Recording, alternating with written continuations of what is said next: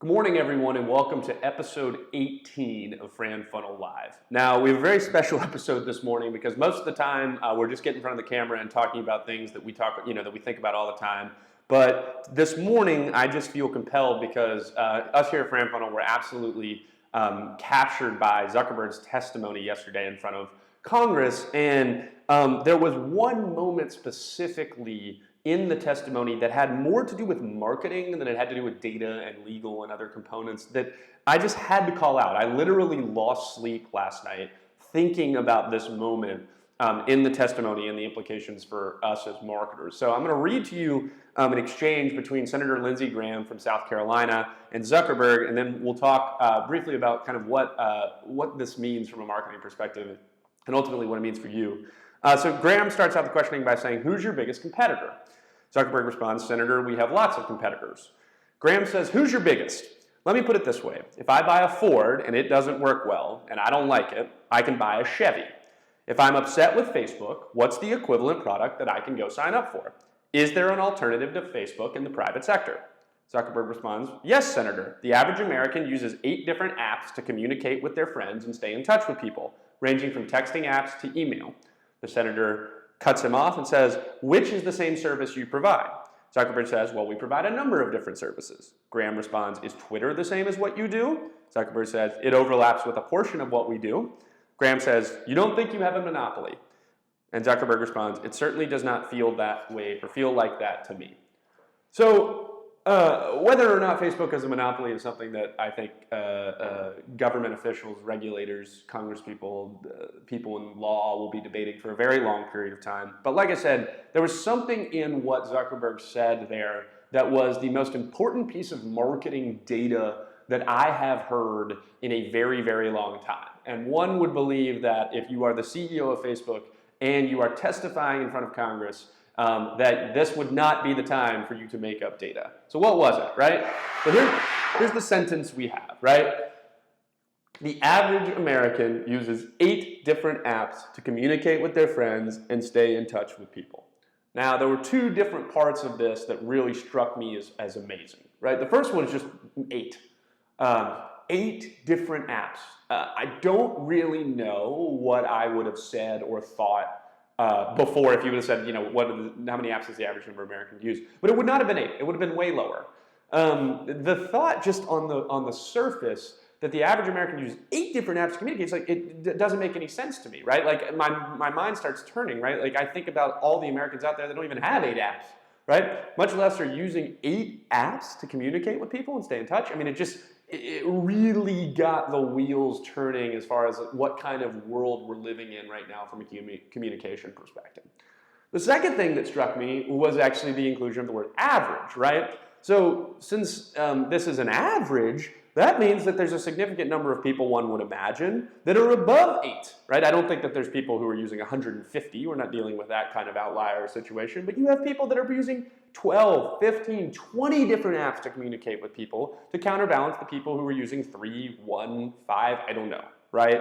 And this piece of data, like I said, it kind of like really elucidated a fascinating trend that we're seeing in what's going on with the world. So I sat down this morning and the first thing that I did was I said, well, I don't believe that, right? Like if I put my shoes in the average American, or if I put myself in the average American shoes, can I come up with the 8 apps that people use? So I started to make a list, and it turned out it was way easier than I thought, right? So here's what I got, right? So up in the upper corner there, you see phone.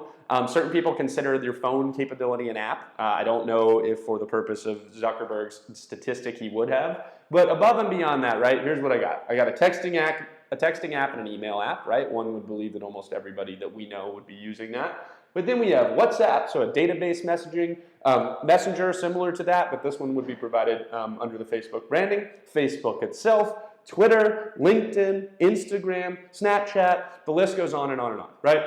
So if you include phone, I came up with 10 fairly easily. If you don't include phone, here's 9, right? Right off the bat, not even thinking about more fragmentation than this, I've come up with 9.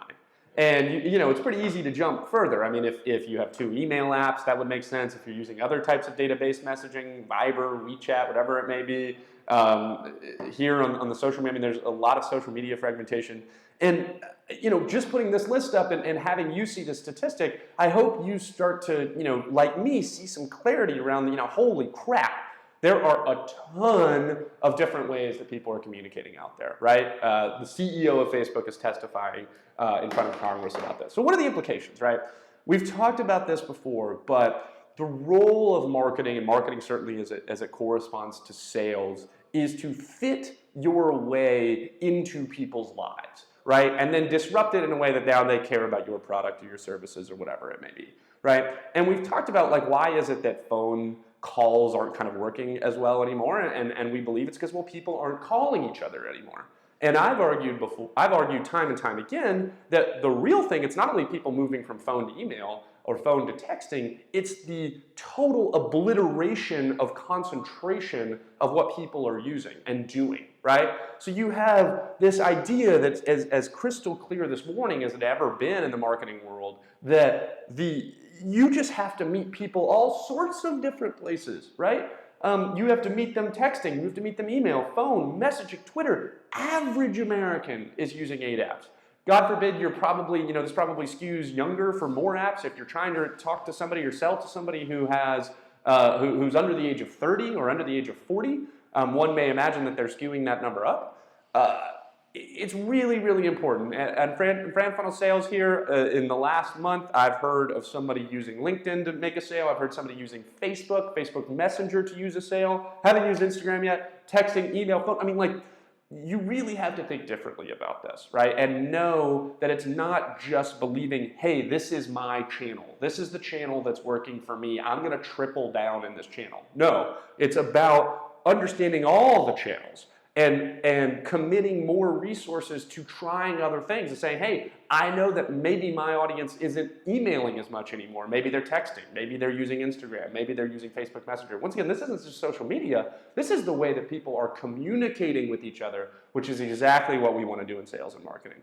Once again, I'll read it one more time because this is in the congressional record and really, really important for those of you out there who are thinking about marketing and sales in your organization. Zuckerberg, quote, "The average American uses 8 different apps to communicate with their friends and stay in touch with people," right? And so as you think about your day-to-day, as you think about what you need to do to help move your organization forward, have that just absolutely ingrained in your mind. And I imagine that you're going to come to some pretty interesting conclusions about how to move your organization forward. We're always here at FranFunnel. This is what we do. We live and we breathe it every day. We'll be more than happy to talk to you and work through these problems with you. Enjoy day 2 of Zuckerberg's testimony. I'm sure more marketing stuff will come out of it. And thanks for watching.